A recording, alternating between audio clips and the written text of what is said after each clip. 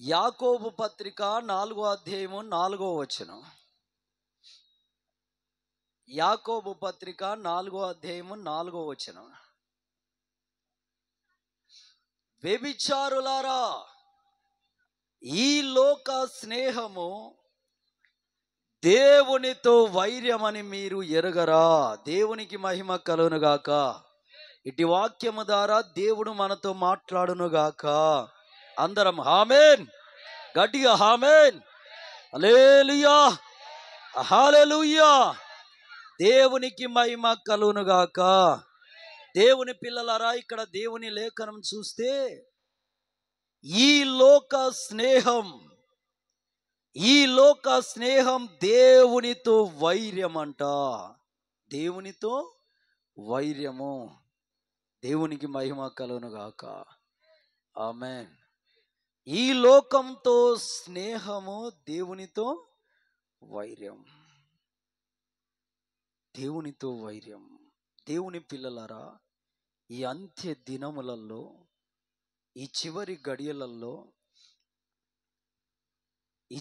గడియలలో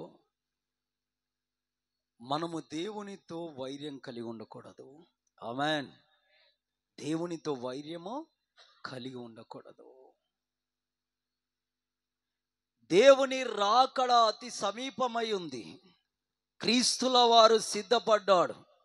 ఇప్పటిదాకా పిల్లలు పాడారుగా, యేసు రాజుగా వచ్చుచున్నాడు.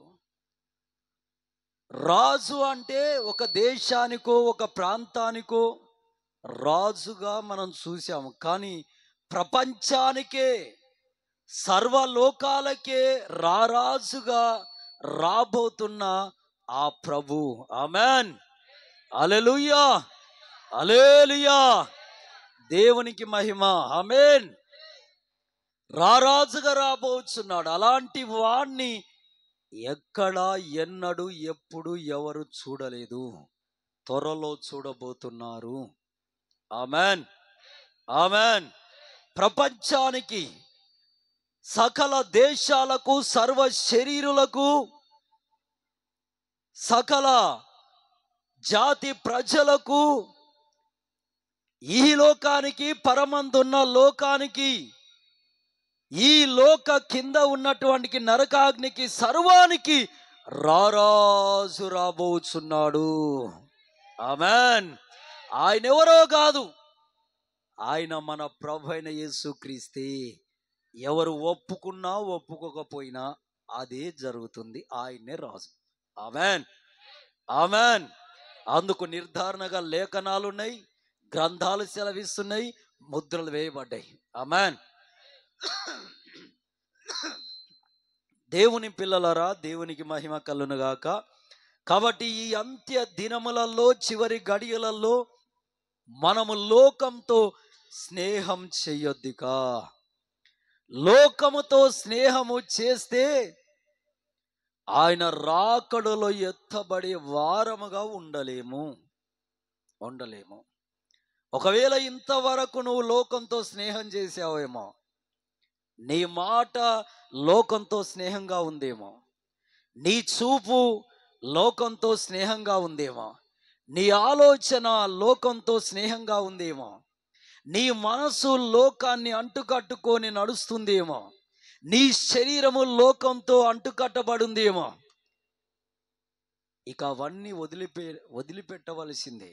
చెల్లెలా, అక్క, తమ్ముడా, ఇక వాటన్నిటికీ గుడ్ బై చెప్పవలసిందే. ఎందుకంటే దేవుని రాకడ సమీపమైంది. ఆమేన్. అంత్య దినములలో, చివరి గడియలలో ఉన్నాం మనము. ఆమేన్. సంఘము ఎత్తబడే సమయము ఆసన్నమైతందుకు వస్తుంది. ఆమేన్, హల్లెలూయా, హల్లెలూయా. యేసు రారాజుగా, రాజులకు రాజుగా ఆయన రాబోచున్నాడు మధ్యాకాశమునకు. ఆమేన్, ఆమేన్. కాబట్టి ఇక నటన జీవితం వద్దు, ఇక లోకంతో స్నేహం వద్దు, ఇక వాటన్నిటిని పక్కన పెట్టి దేవునికి మహిమకరంగా, దేవునికి ఇష్టంగా ప్రార్థనలో రోషము కలిగి, ఉపవాసంలో రోషము కలిగి, మండుతున్న పరిశుద్ధాత్మ శక్తితో సావాసం కలిగి ముందుకు సాగుటయే ఇక మన గురి, మన గమ్యము, మన లక్ష్యంగా ఉండాలి. చప్పలు కొట్టి ప్రభుని మయపరచు. ఆమేన్. హల్లెలూయా, హల్లెలూయా, హల్లెలూయా. నేను ఒక కుటుంబానికి వెళ్ళాను. ఒక దినాన ఒక కుటుంబం, ఆ కుటుంబంలో ప్రార్థన ప్రార్థన వాళ్ళు ఇంటిలో గృహ కూడిక, ఇంటిలో ప్రార్థన పెట్టుకున్నారు. సరే అని వెళ్ళాను. ఒక ఎంతమందిని తీసుకొస్తారో అని చూస్తే ఎవరు లేరు ఆ ఇంటి వాళ్ళే. సరే అని ఆ ఇంటి వాళ్ళే చక్కగా ఒక 5 మంది వరకు ఉన్నారు. వాళ్ళ అమ్మతోటి ముసలావిడితో 6 మంది. ఇక చక్కగా వాళ్ళే కూర్చుంటే కొన్ని మాటలు చెప్పాను. ఇంత తక్కువ ప్రజలను సమకూర్చారు. సరే ఇలా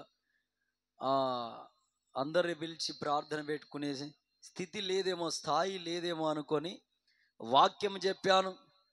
చెప్పిన తర్వాత ప్రార్థన చేశాను. చేసేటప్పుడు వాళ్ళకు కూడా ప్రార్థన ఇచ్చాను. తక్కువే కదా జనాలని, మీరు ప్రార్థనలు చేయండి అని చెప్పాను.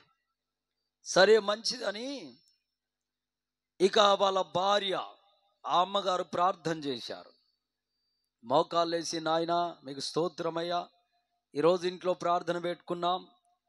నన్ను ఎన్ని గంటలకు రమ్మన్నారు తెలుసా? 2 గంటలకి రమ్మన్నారు మధ్యాహ్నం. సరే 2 గంటలకి పోయినా. పోయి 3-3:30 వరకు ముగించాం. ఇక 4 గంటలు, అరగంట వరకు ప్రార్థన చేసుకుందామని వాళ్ళకి ప్రార్థన ఇస్తే వాళ్ళు ప్రార్థన చేస్తున్నారు.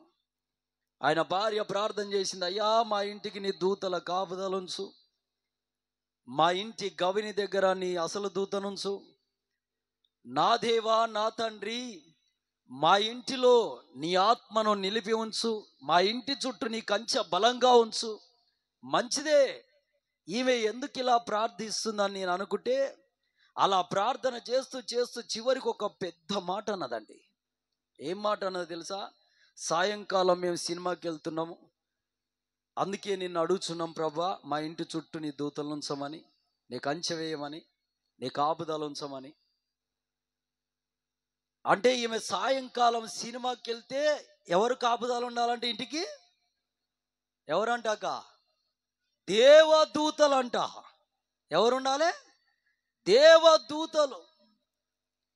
మళ్ళా వాళ్ళ ఇంటి చుట్టూ, వాళ్ళ సినిమాకి పోతే వాళ్ళ ఇంటి చుట్టూ ఎవరు కంచె వేసి పెట్టాలంట?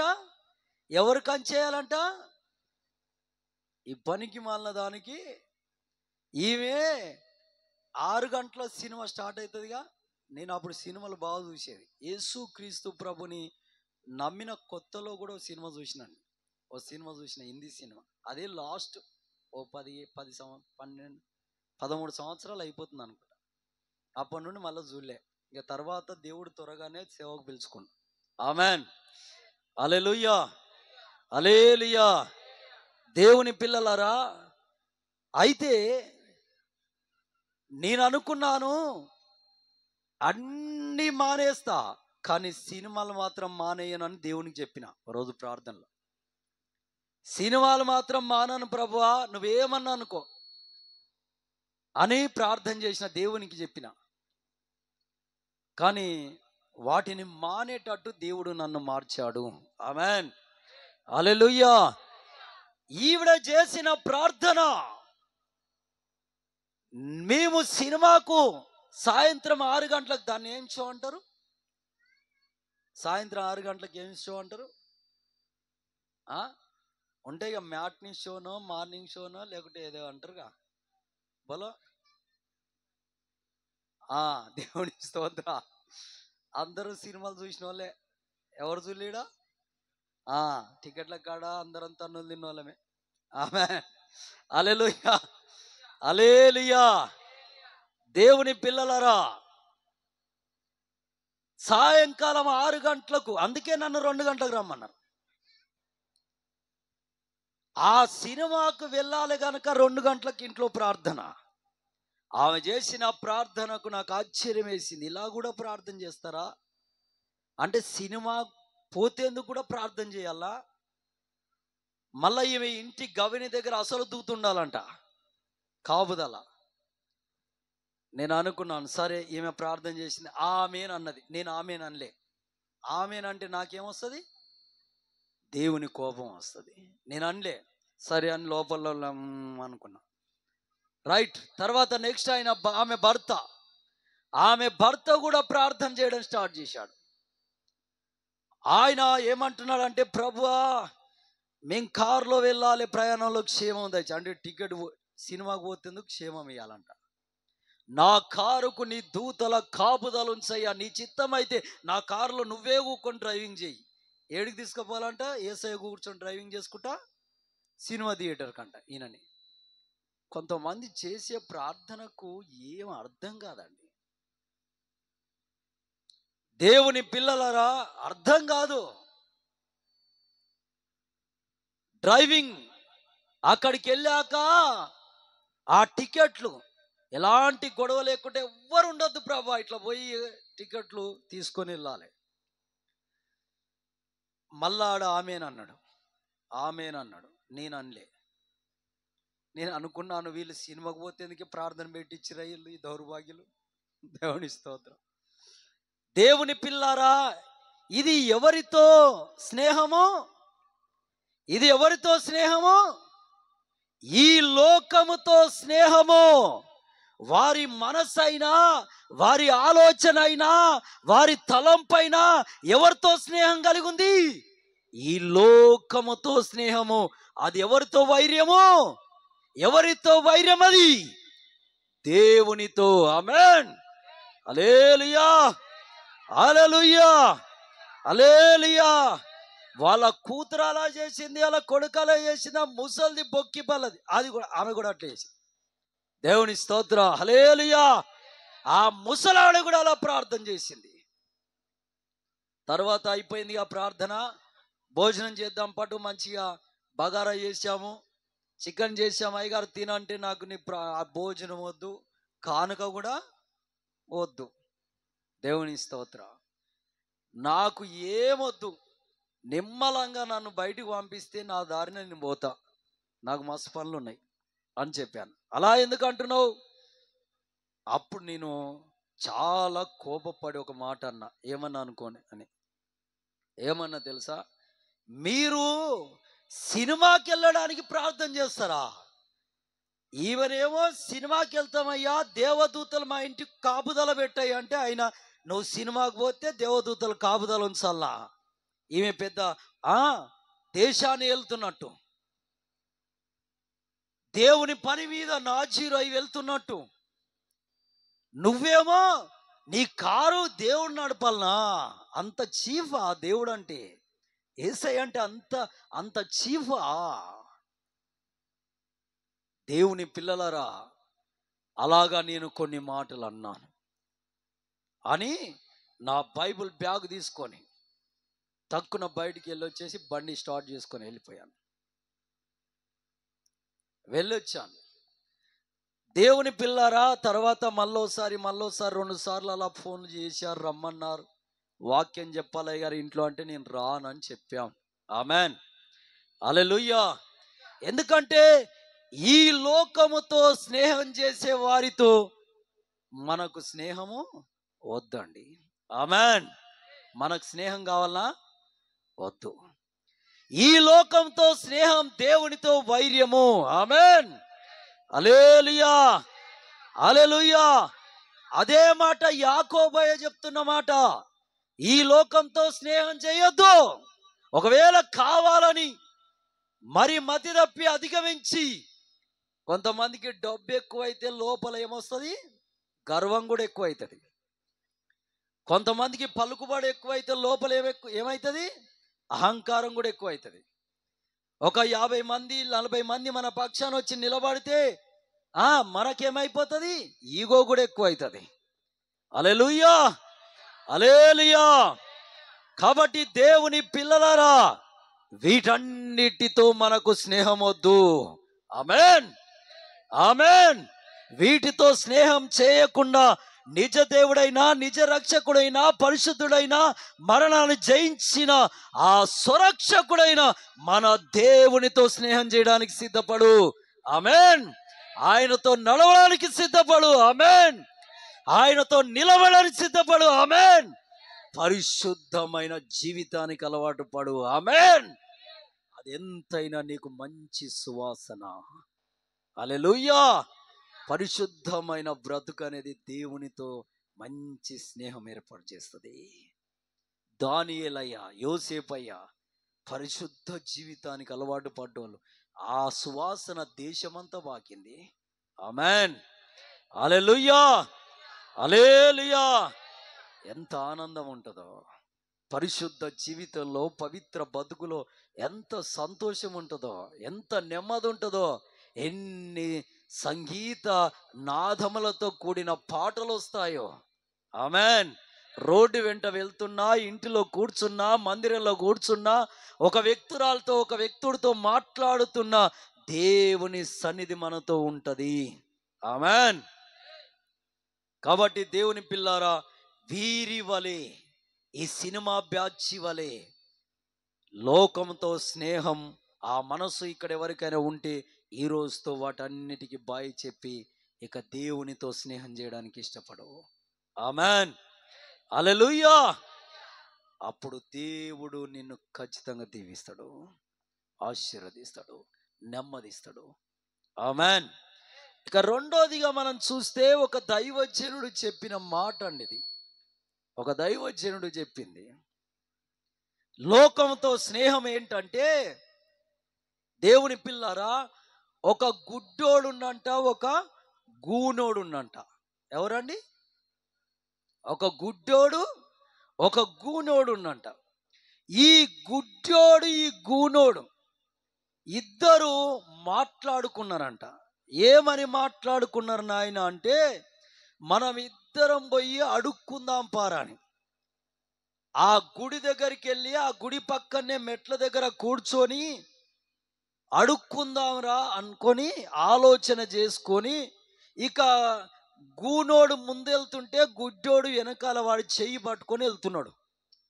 ఇద్దరు వెళ్ళిపోయి ఆ గుడి మెట్ల దగ్గర కూర్చున్నారు. కూర్చున్నప్పుడు ఈ గుడ్డోడిని ఏం చేసినంటే, అరే అక్కడ కూర్చోరా అని జర వెనకాల కూర్చోబెట్టి ఈ గూనోడు ముందు కూర్చొని ఆ గుడ్డోడిని చూపిస్తూ డబ్బులు అడుగుతున్నాడు. అయ్యా మావోడు గుడ్డోడయ్యా, నేనేమో గూనోడినయ్యా, మాకు ఏ కష్టం చేసుకోవడానికి లేదయ్యా, బతుకు తెరువు కొరకై ఎలాంటి పనులు చేసుకోవడానికి పరిస్థితి లేదయ్యా, కాస్త సహాయం చేయండి అయ్యా అని అడుక్కుంటుంటే ఆ గుడికి వచ్చే వాళ్ళందరూ చందా వేస్తూ, అంటే అక్కడ డబ్బులు వేస్తూ వెళ్తున్నారు. రూపాయినో, 2 రూపాయలు, 5 రూపాయలు, 10 రూపాయలు, 50, 100. ఇప్పుడు అడుక్కున్న వాళ్ళకి రూపాయి, 10 రూపాయలు ఇస్తే తీసుకోవట్లేదండి. తీసుకుంటారా? మొన్న ఎల్బీ నగర్లో కారులో వెళ్తున్నా నేను. వెళ్ళేటప్పుడు ఒక ఆవిడ ఒక బిడ్డను సంకలో కట్టుకొని వచ్చింది. వెతికి వెతికి చూసి రూపాయి వెళ్ళింది. రూపాయి తీసిస్తే ఇది నువ్వే పెట్టుకోవాలని. రూపాయి నేను ఉంచుకోవాలా? దేవుని స్తోత్రం. నువ్వే ఉంచుకోవాలి. వెతికి వెతికి రూపాయి ఇస్తున్నావు అయ్యా అన్నది. అమ్మ అడుక్కునేటోళ్ళకు కూడా రూపాయి ఇస్తే అప్పుడు 5 రూపాయలు తీసిస్తే తీసుకుంది. దేవుని స్తోత్రం. హల్లెలూయా. హల్లెలూయా. దేవుని పిల్లారా, అలాగా వాళ్ళు ఉదయం మొదలుకొని సాయంకాలం వరకు అలా 2-3 రోజులు అడుక్కునేసరికి ఆ మూట ఇంత అయింది. ఆ డబ్బుల మూట ఇంత అయింది. ఇంత అయిన తర్వాత రారా అని గూనోడు గుడ్డోని అడిగి, ఇక పోయి ఇంత భోజనం వండుకొని, చీకటి పడ్డది కనుక చక్కగా వండుకొని తిని చక్కగా నిద్రపోదంతా, డబ్బులు చాలా పోగైనాయి అని వెళ్ళిపోయి, ఇక ఒక పాక, రోడ్డు పక్కన ఒక పాక ఉంటే ఆ పాక ఆ గుడ్డోను కూర్చోబెట్టాడు. ఇక చక్కగా ఆ బొగోను ఒకటికి అడిగాడు, బియ్యం వేశాడు. గూనోడు మంచిగా కడిగాడు. ఇక పొయ్యి మీద పెట్టాడు. పొయ్యి మీద పెట్టినప్పుడే వాడు ఆలోచన చేసిండు గూనోడు. ఏంటంటే, ఈ గుడ్డోని ఎలాగైనా చంపాలి, ఈ డబ్బులని నేను తీసుకోవాలి. ఏమన్నాడు? ఈ గుడ్డోని ఎలాగైనా చంపాలి, డబ్బులన్నీ నేను తీసుకోవాలంటే ఈ గుడ్డోని ఎలా చంపాలి అని ఆ ఎదురుగానే ఒక షాప్ ఉంటే అక్కడికి వెళ్ళి ఒక ఇంట్లో డబ్బా తెచ్చుకున్నాం. ఒక ఇంట్లో డబ్బా తెచ్చి ఆ భోజనంలో కలిపిండు. ఆ భోజనంలో కలిపేసి పొయ్యి మీద పెట్టిండు. ఇక పొయ్యి మీద పెట్టి, అరే ఆ వాగు దగ్గరనే ఒక వాగు ఉంది, పొంగి పొర్లుతుంది వాగు. ఆ వాగు కాడికి వెళ్ళిపోయి నేను నీళ్లు తీసుకొని వస్తారా, నువ్వు ఇక్కడనే కూర్చోరా అని అన్నాడు. ఆ గుడ్డోడు ఏం చేసిండంటే, లాభం లేడు, వాగు దగ్గరికి వెళ్తాడు. ఈ గూనోడు వాగు దగ్గరికి వెళ్ళినప్పుడు నేనేం చేయాలి, వీని వెనకాలనే వెళ్ళి వీడిని వాగులో నెట్టేయాలి. వాగులో తోసేస్తే వీడు వాగులో పడి చస్తాడు, అప్పుడు ఈ డబ్బంతా నాకే అవుతుంది అని ఈ గుడ్డోడు ఆలోచన. చూడండి, ఇది ఎవరితో స్నేహము, ఇది ఎవరితో స్నేహం? ఒక డబ్బు మూట కాడ ప్రాణాలతోటే చెలగాటము. వీడి ప్రాణం వాడు, వాడి ప్రాణం వీడు తీయాలని పన్నాగాలు మనసులో వేసుకోవడము. హల్లెలూయా, హల్లెలూయా, హల్లెలూయా. దేవుని పిల్లలారా, ప్రాణాలనే తీసే పరిస్థితికి వచ్చింది, ప్రాణాలనే తీసే స్థితికి వచ్చింది. ఆ గుడ్డోడికి గూనోడికి ఆ డబ్బు మీద, ఆ మూట మీద అంత ఆశ ఉంటే అన్ని రకాలుగా మంచిగున్నోడికి ఇంకెన్ని ఉండాలి? దేవుని పిల్లలారా, లోకముతో స్నేహం వద్దు. లోకంతో స్నేహం దేవునికి వైరం. హల్లెలూయా, హల్లెలూయా.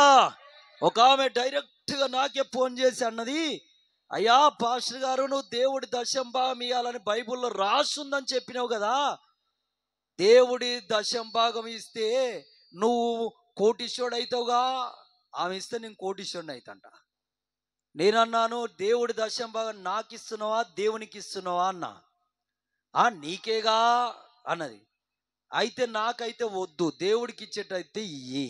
ఆమెన్, హల్లెలూయా. నాకు ఆదివారం వచ్చే కానుకలు ఇస్తారుగా, అవి నా ఖర్చులో సరిపోతాయి. లేదా ఇళ్ళల్లో చేసే ప్రార్థనలు ఉంటాయిగా, అవి నా ఖర్చులో సరిపోతాయి, నా ఖర్చులో సరిపోతాయి. ఏ ఇంటిలో ప్రార్థన చేసినా కొంత గొప్ప డబ్బు ఇస్తారు, అవి నాకు నెలంతా సరిపోతాయి. నా దగ్గర నాకు 10 మంది పిల్లలు, 5 మంది పిల్లలు, 2 పిల్లల ఖర్చులనే కాదుగా. నేను తినేది మ్యాక్సిమం బయటే. రోజు ఎన్నో దగ్గర ఒకటో రెండో ప్రార్థనలు ఉంటూనే ఉంటాయి. దేవునికి మహిమ. హల్లెలూయా, హల్లెలూయా. ఇక తినేది మా సోర్ణ మొక్కామనిగా, ఆమె తినేది ఎంత? అగో అయ్యగారు వాళ్ళు, ఆ అక్కోళ్ళు, ఇంకెవరో 2-3 కలిసి బస్తా బియ్యం తెచ్చేసి, 2 బస్తాల బియ్యం ఏమో అయిపోయిన సంవత్సరం వేసి ఇప్పటిదాకా ఇంకా ఉన్నాయి. దేవునికి స్తోత్రం. హల్లెలూయా, హల్లెలూయా. దేవుని పిల్లారా, మేము తిననీకే మాకని తెచ్చేస్తే ఆ 50 కిలోలు ఇంకో 50 క్వింటోలు వేస్తే ఒక 50 కిలోలు అయిపోయినాయి. అప్పటి నుండి ఇంకా 50 కిలోలు అలాగే ఉన్నాయి. మళ్ళా దాంట్లో మా అయ్యగారు కూడా వండుకుంటాడు. ఆమెన్, హల్లెలూయా. ఇంతమంది తింటే కూడా అవి తరగలే. దేవుని పిల్లలారా, ఇక ఆవిడ ఇచ్చే దేవుడి దశంభావం అంట నేను తీసుకొని నేనేమైతంట, అది ఎవరితో వైర్యము, అది ఎవరితో స్నేహము? ఆమెకు అంతటి ఆలోచన తెచ్చింది ఎవరు? నోరు లేదా? హల్లెలూయా, హల్లెలూయా. కాబట్టి వీరి ఆలోచనలు ఉన్నాయి. ఆ గుడ్డోడు ఆ మూటని ఇట్టితో తడిగి చూస్తే, అబ్బో బాగుంది, లేపి చూస్తే లేస్తలేదు, అమ్మో చాలా డబ్బు అనుకున్నాడు. ఆ గూనోడు మెల్లగా వెళ్తున్నాడు. వెళ్ళిపోయి ఇక ఆ వాగులో దిగి నీళ్లు తెద్దామని బిందె ముంచనిపోతే వాని వెనకాలనే వాడి చెట్టు పట్టుకొని వీడు కూడా నేను కూడా వస్తారని వెళ్ళినాడు. వెళ్ళినోడు ఆ వెనకాల నిలబడాలిగా, నిలబడలే. ఆడు నీళ్ళల్లో దిగి ఇక ముంచే టైంలో వీడు తోసాడు లోపలికి. తోస్తే పోయి లోతులో పడ్డాడు. గూనోడికి ఈత వస్తుందా? రాదు. ఆ మునిగి మునిగి మునిగి ఏమయ్యాడు? చచ్చిపోయాక వీడు ఒక్కడే మంచి మెల్లగా పైకి వచ్చేసి ఆ మూట తీసుకున్నాడు. ఆ అన్నం భోజనం ఉందిగా, ఆ భోజనం కొత్త కొత్త ఉడుకుతుంది. వీడు గంట పెట్టి కలిపి ఇక ఉడికింది కదా అని చక్కగా గంజి వంపేసి ఇక తిందామని ప్లేట్లో పెట్టుకుండు. అందులో ఏముంది? ఆ గూనోడు ఏం కలిపిండు? విషం కలిపిండు. అది మంచి ఆకు నిండా పెట్టుకొని వేడి వేడి అన్నం ఆవకాయ పచ్చడి వేసుకొని కడుపు నిండా తిన్నాడు. తిన్న 5 నిమిషాలకి ఇడేమైండు? దేవుని పిల్లలారా, లోకముతో స్నేహం, దేవునితో వైర్యము. హల్లెలూయా, హల్లెలూయా, హల్లెలూయా. ఈ డబ్బుని నువ్వు ప్రేమించావనుకో, డబ్బు వైపు నీ మనసు మళ్ళిందనుకో, డబ్బు మీదనే నీ మనసు ముద్ర వేయబడ్డదనుకో, దేవుణ్ణి ఎప్పుడు సంతోష పెట్టలేవు నువ్వు. ఆమేన్, హల్లెలూయా, హల్లెలూయా, హల్లెలూయా. కాబట్టి దేవుని పిల్లలారా, ఈ గుడ్డోనికి గూనోడికే డబ్బు మీద అంత ఆసక్తి, అంటే లోకముతో అంత స్నేహము. ఈరోజు నీకుందా? చూసుకో ఒకసారి. నీకు కూడా ఉందా స్నేహము? లేదా సర్వశక్తి గలవాడు, పరిశుద్ధుడు, మహోన్నతుడు, జీవం గల మన యేసయ్యతో నీకు స్నేహం ఉందా? ఆమేన్, హల్లెలూయా, హల్లెలూయా. కాబట్టి దేవుని పిల్లారా, ఒకే కుటుంబంలో ఎన్నో రకాల సమస్యలు డబ్బు కాడ, తల్లిదండ్రుల మధ్య పిల్లల మధ్యనే ఎన్నో సమస్యలు డబ్బు కాడ, పాలోల మధ్య దిగటోళ్ళ మధ్యనే ఎన్నో సమస్యలు డబ్బు కాడ. వాటన్నిటిని పక్కన పెట్టి నువ్వు కష్టార్జితం, కష్టపడితే దేవుడిచ్చాడా దాన్ని బట్టి సంతోషించు. ఆమేన్, హల్లెలూయా. దాంట్లో కూడా యథార్థంగా ముందుకు సాగు. దేవునితో స్నేహం వదలకు. ఆమేన్. ఆత్మ అభిషేకం నిన్ను విడిచి వెళ్ళేటట్టుగా చేసుకోకు. దేవునికి మహిమ కలుగునుగాక. యాకోబు పత్రిక 5:1. యాకోబు పత్రిక 5:1. ఇగో ధనవంతులారా, గడ్డిసారా, మీ మీదికి వచ్చేది ఉపద్రవములను గూర్చి ప్రాలాపించి ఏడుడి. ఇదిగో ధనవంతులారా, మీ పైకి వచ్చే ఉపద్రవములు. ఉపద్రవములు అంటే శ్రమలు, దేవుని కోపము, ఉగ్రత, వాటిని బట్టి ప్రాలాపించుడి. ఎవరి పేరెత్తాడు దేవుడు ఇక్కడ? ఇదిగో. ఏం పేరు? జర అనండక. ధనవంతులారా అన్నాడా, బీదోళ్ళారా అన్నాడా, లేదంటే మిడిల్ క్లాస్ వాళ్ళారా అన్నాడా? ధనవంతులారా, అలా పేరు పర్టికులర్ రాశాడు. యాకోబు పత్రిక 4:14. యాకోబు పత్రిక 4:14. రేపు ఏమి సంభవించునో నీకు తెలియదు, నీ జీవము ఏపాటిది, ఇంతలో కనబడి అంతలో మాయమైపోయే నీటి ఆవిరి వంటిది. ఆమేన్. రేపేమి సంభవిస్తో తెలియని మనలకు ధనవంతులం కావాలనే లోకంతో స్నేహం ఎందుకండి? లోకంతో స్నేహం ఎందుకండి? ఒక కోటీశ్వరుడు ఉన్నాడు అనుకో, కోట్లకు పడియెత్తినోడు ఉన్నాడు అనుకో, మోసం చేయకుండా, అన్యాయం చేయకుండా, అక్రమం చేయకుండా కోటీశ్వరులు అవుతురండి ఈ రోజుల్లో? యథార్థంగా చెప్పండి. కావట్లే. అందులో సేవకులైనా సరే, విశ్వాసులైనా సరే, హల్లెలూయా, హల్లెలూయా. దేవునికి ఇచ్చింది దేవునిది. ఆమేన్, హల్లెలూయా. దేవునికి ఇచ్చింది దేవునికి వెళ్ళిపోతే ఈయన ఎట్లా కోటీశ్వరుడు అవుతాడు? కాడుగా. అబద్ధ ప్రవచనాలు తయారయ్యాయి, అన్యాయపు మాటలు తయారైనాయి, అబద్ధ బోధలు తయారైనాయి. వాటి ద్వారా ఈరోజు ప్రజలను మభ్యపెట్టి ధనమంతా లాగి, వాటి ద్వారా కోటలు కోటలు కోటలు కోటలు కట్టి విలువైన కార్లు, ఒక్కొక్క కారు 70 లక్షలు, ₹1,00,00,000, 40 లక్షలు. అవసరమా అండి? దేవునికి మహిమ. హల్లెలూయా, హల్లెలూయా. నాకు దేవుడు ఇస్తున్నాడు అంటే, ఓరి నాయనా, దేవుని వాక్యానుసారంగా బ్రతికే ఆ లెవెల్ బతుకు నీకు ఉండదు. ఆమేన్, ఆమేన్, హల్లెలూయా. యేసయ్యలాగానే ఉంటది నీ బతుకు. ఆమేన్, ఆమేన్. ఆయన శిష్యులైన అపోస్తలులాగానే ఉంటది మన బ్రతుకు. ఆమేన్, హల్లెలూయా. దేవునికి మహిమ కలుగును గాక. నీ జీవమే పాటిది అంటున్నాడు దేవుడు. నీ జీవమే పాటిది. అయినా రేపు ఏం సంభవిస్తుంది నీకేం తెలుసు? ఒక ఆయన నాకు 600 కోట్ల ఆస్తుంది అన్నాడు. మన బుధారం చెప్పానుగా వాక్యం. 600 కోట్ల ఆస్తుంది నాకు. ఆ భార్య భోజనం పెడితే కలుపుకొని తిని, ఇక తిన్నోడు ఆ భోజనం పెడితే తినకూడదు తినలేదంటండి పాపం. అది కలిపాడు అంతే, అలాగే పడిపోయాడు. అయ్యో ఏమండి ఇలా పడిపోయావు, లే లే లే అని లేపితే లేవట్లే. అయ్యా లే అంటే లేవట్లే. ఆయనకు బీపీ షుగర్ హై లెవెల్లో ఉంటాయి. లేయా లేయా అంటే లేవట్లే. నోటి వెంట పురుగు వస్తుంది. అమ్మో కోమాలకి వెళ్ళిపోతున్నాను. అంబులెన్స్ ఫోన్ చేసి తీసుకొచ్చి అంబులెన్స్ లేచి ఒక 2 కిలోమీటర్లు వెళ్ళక మునిపే ప్రాణం విడిచాడు. 600 కోట్లు ఏం చేసినాయి? ఏం చేసినాయి? బతికిచ్చినాయా? పరలోకాన్ని చేర్చినాయా? పరిశుద్ధమైన బ్రతకనిచ్చినాయా? నీతిగల జీవితానికి మార్గం చూపినాయా? దేవునితో స్నేహానికి అవేమన్నా తలపడ్డాయా? కాదుగా. హల్లెలూయా, హల్లెలూయా. కాబట్టి ఇలాంటి మభ్య పెట్టే మనస్సు నీకున్నదంటే సాతాను నిన్ను ఆవరించినట్టే. కాబట్టి దేవుని పిల్లారా, వాటన్నిటికీ మీరు ఈ రోజుతో స్వాస్తి పలికేయాలి. లోకంతో స్నేహం వద్దయ్యా. ఇక మన దగ్గర అంత పెద్ద కోటీశ్వరులు ఎవరు లేరులే. దేవునికి మహిమ.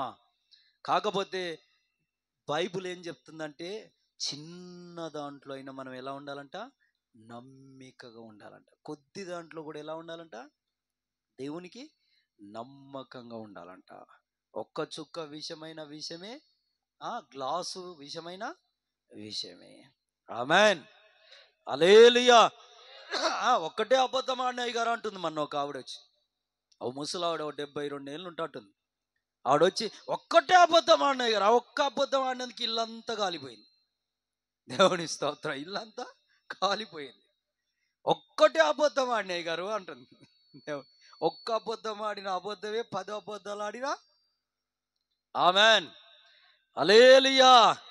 ఒక ఆమె అంటుంది, ఒక్కటే మొక్కుబడి గారు, ఒక్కటే మొక్కుబడి చేసుకున్న దేవునికి చేసుకొని నా వల్ల కాలే పక్క పెట్టిన. ఒక్క మొక్కుబడి చేసుకున్నా 10 మొక్కుబడులు చేసుకున్నా మొక్కుబడి. ఆమెన్, హల్లెలూయా. చివరిగా ఒక 2 నిమిషాల్లో ముగిద్దాం. చివరిగా ఒక మాట చెప్పి, లోకంతో స్నేహం. మొదటిది ఏంటిది? లోకంతో స్నేహం. సినిమాల గురించి చెప్పాము. రెండోది వ్యర్థమైన ధనార్జన గురించి చెప్పాము. ఇక మూడోదిగా లోకంతో స్నేహం ఏంటంటే, ఇక అసలు మన దగ్గరకు వచ్చింది ఇప్పుడు. దేవుని స్తోత్రం. అసలు పాయింట్ ఎవరిది? మనది. దేవునికి మహిమ కలుగును గాక. దేవుని పిల్లలారా, మీకు అర్థమయ్యేటట్టు చక్కగా చెప్తాను. యాకోబు పత్రిక 5వ అధ్యాయం 12వ వచనం చదవండి. యాకోబు పత్రిక 5:12. నా సహోదరులారా, ఆకాశము తోడని గాని భూమి తోడని గాని దేవుని తోడని గాని ఒట్టు పెట్టుకొనక మీరు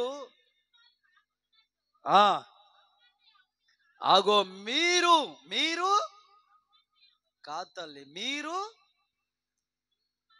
మీరు తీర్పు పాలు కాకుండానట్లుగా అవునంటే అవును, కాదంటే కాదు. ఆమెన్, హల్లెలూయా, హల్లెలూయా. మన మాట అయినా, మన జీవితం అయినా, మన బ్రతుకైనా ఎలా ఉండాలి? అవునంటే అవును, కాదంటే కాదు అన్నట్టుగానే ఉండాలంట. Amen, amen. దొంగది మేము పండుకోగా చూసింది. ఓ మీటింగ్ కాడికి పోతే వాళ్ళ ఇంట్లో మటన్ ఉండేది. వాళ్ళ భర్త, నేను, మాకేమో చికెన్ వేసింది, తిన్నాం, పడుకున్నాం. ఓ రాత్రి లేచింది, 1/2 కిలో మటన్ పాస్టర్లకు అని తెచ్చి పెడితే ఆవిడనే దాచుకొని ఒక రాత్రి 12:30 టైంలో లేచి ప్లేట్లు వేసుకొని తింటా ఉంది. ఏంట్రా గిన్నెల సప్పుడు అవుతుందని నేను రాత్రి మెలుకై చూస్తే ఈవిడే తింటుంది. అమ్మ, చూస్తే మటన్ వాసన అంత గుర్తుపట్టవాడిని. ఎట్లయినా గుర్తు వస్తారా? ముక్కు ఊగుంటుందా? ఆ వాసన వచ్చింది. మాకేమో చికెన్ యుగ మటన్. నేను అన్నాను, అక్క ఏం చేస్తున్నావు అన్నాను. ఆ ప్లేట్ పోయి బాగా దేవుని తిన్నదిగా అనుకొని నేను వచ్చి పడుకొని తెల్లారైంది. 6 గంటలకల్లా భర్త లేచి, 1/2 కిలో మటన్ వండావు కదా పాస్టర్లకని ఏం చేసినావు అన్నాను. నేను తిన్నానా నా ధర్మమా, నేను తినలే అంటుంది. ఊరిపిచ్చిదానా, రాత్రి అంతా తిన్నది, మళ్ళా ధర్మం అంటుంది. చివరికి ఏమంటుంది తెలుసా? అలా కొడుకు మీద ధర్మం అంటుంది, దేవుడి మీద ధర్మం అంటుంది. లాస్ట్కి వచ్చి పాస్టర్ మీద నా మీదకి వస్తే నాకు వద్దు అక్క దేవుడు, ఎందుకంటే నీ దొంగతనం నాకు తెలుసు, నా మీద ఎందుకు ధర్మం చేస్తావు అంటే, కొంతమందికి ఎట్లుంటదిగా, నోరు ఉంది కదా అని మాట్లాడితే ప్రతి మాటకి ఏముంటది? దేవుని దగ్గర తీర్పు ఉంటుంది.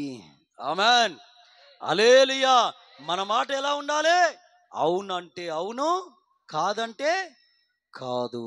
ఆమెన్, హల్లెలూయా, హల్లెలూయా. దేవుని పిల్లారా, ఒక 2 చర్చిలు ఉన్నాయంట ఒక దగ్గర, ఒక ఊరిలో, ఒక గ్రామంలో. ఇక్కడో చర్చి, ఇంకొక 1/2 కిలోమీటర్ దూరంలో ఒక చర్చి.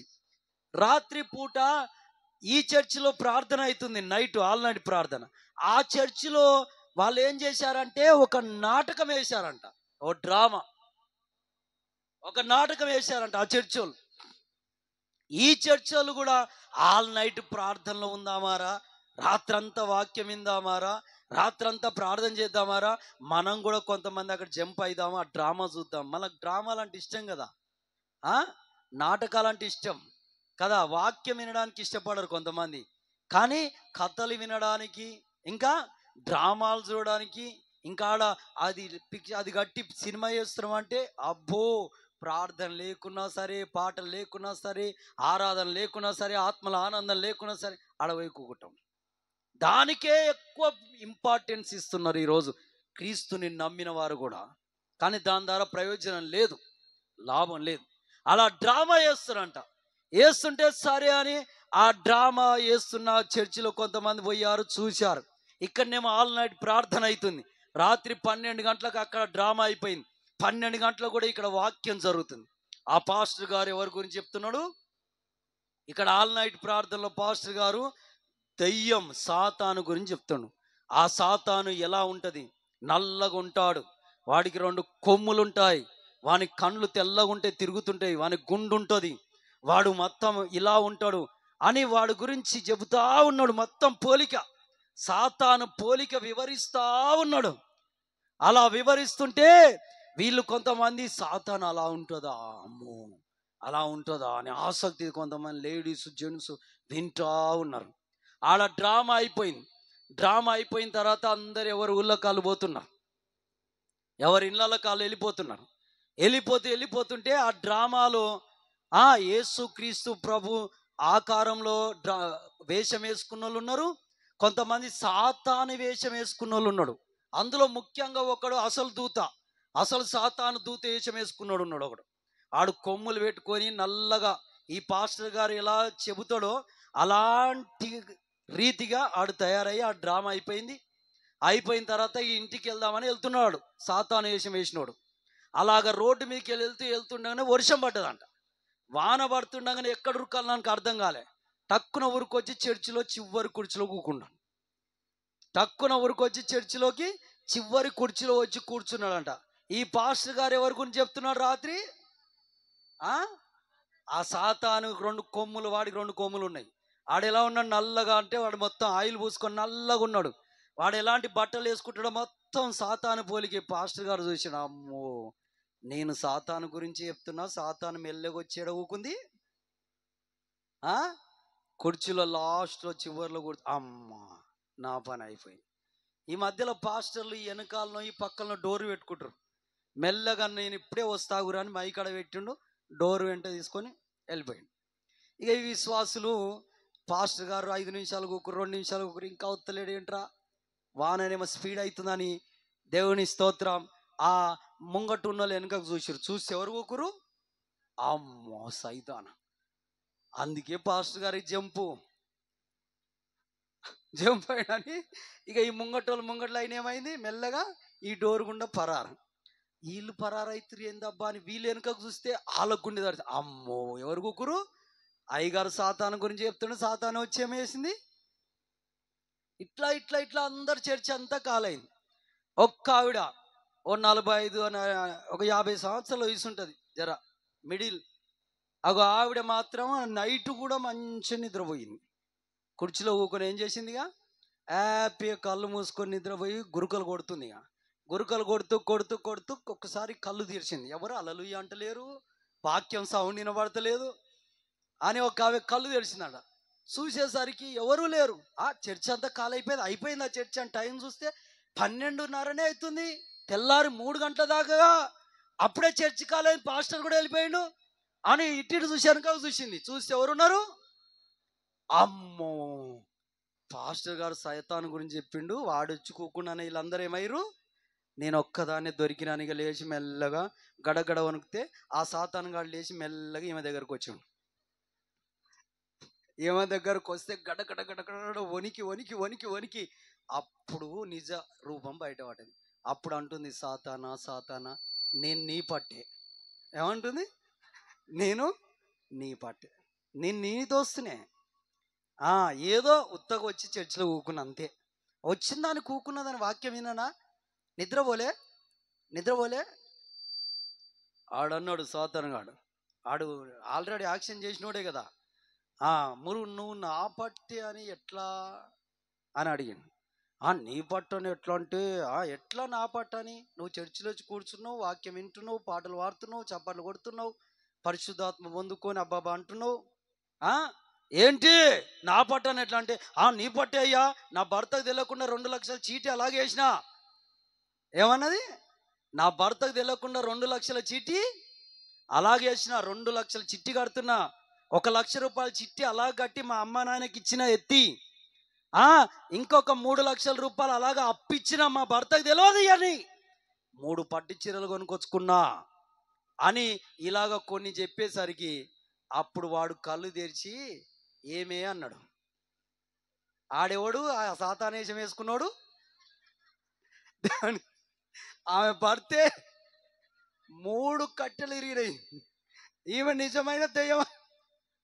చర్చిలోకి వెళ్ళి తన్నుకుంటూ పోతే, దేవుని స్తోత్రం, దేవుని పిల్లారా, ఇది ఎవరితో స్నేహము అంటే సాతానుగాడు వస్తేనేమో సాతానుగాని దోస్తాం, తాగుబోతుగాడు వస్తేనేమో తాగుబోతుగాని దోస్తాం, సీరియల్ తీసేటోళ్ళు వస్తేనేమో సీరియల్ తీసే వాళ్ళ దోస్తాం, సినిమా హీరోలు వస్తే సినిమా హీరోల దోస్తాం. ఇంకా అండి, ఇలాంటి మనస్భావం మీలో ఉందా చూసుకోండి. దేవుని పిల్లలారా, లోకముతో స్నేహం ఉందా ఒకసారి ఆలోచన చేయండి. దేవుని వాక్యం సెలవిస్తుంది, మనం అవునంటే అవును, కాదంటే కాదు. సాతానుని ఎదిరించి బ్రతకాలి ఒక విశ్వాసి, ఒక ఆత్మీయుడైనా, ఒక దైవజనుడైనా సాతానుని ఎదిరించాలి. భయపడాలా, పారిపోవాలా? ఒకసారి ఆలోచించండి. దేవుని పిల్లారా, నిలబడి ధీటుగా మాట్లాడాలి, ఎదిరించాలి, ఓడించాలి. అందుకే పౌలయ్య ఎఫెసీయులకు రాసిన పత్రిక 6:12 ఏమంటుండో తెలుసా, మనం పోరాడవలసింది శరీరులతో కాదు, అత్త కోడలతో, కోడలు అత్తతో, భర్త భార్యతో, భార్య భర్తతో, తల్లిదండ్రులు పిల్లలతో, పిల్లలు తల్లిదండ్రులతో కాదు. మనం పోరాడవలసింది సాతాను సమూహంతో. ఆమేన్, హల్లెలూయా, హల్లెలూయా. వాటితో మన పోరాటం ఉండాలి, వాటిని మనం ఓడించాలి, వాటిని ధీటుగా ఎదుర్కోవాలి. ఏ గ్రామంలో బ్రతున్నా, ఏ కాలనీలో బ్రతున్నా, ఏ ఇంటిలో బ్రతున్నా, నువ్వు బ్రతికే ప్రాంతంలో సాతాను ఆ ప్రేరేపణే, వాడి ఆత్మ సంకల్పమే అక్కడ కనబడదు. ఆమేన్. అంత పరిశుద్ధమైన బ్రతుకు, అంత సాతాను ఎదిరించే బ్రతుకు, అంత నీతిగల జీవితం మనం జీవిస్తూ బ్రతకాలని నేను కోరుచున్నాను. దేవుని పిల్లారా, లోకంతో స్నేహం వద్దు. దేవుని స్తోత్రం. చూడు, సాతాను ఆకారంలో వస్తే వాడి పట్టే అంట. నిజమంతా ఎవరి దగ్గర బయట పెట్టింది? దేవుని స్తోత్రం. కాబట్టి దయచేసి ఇలాంటి జీవితం మనకు ఉండొద్దు. మనం ఎవరితో ఉండాలి? అవునంటే అవును, కాదంటే కాదనే దేవుడు ఉన్నాడు. ఆయన మాటే మన మాట అయి ఉండాలి.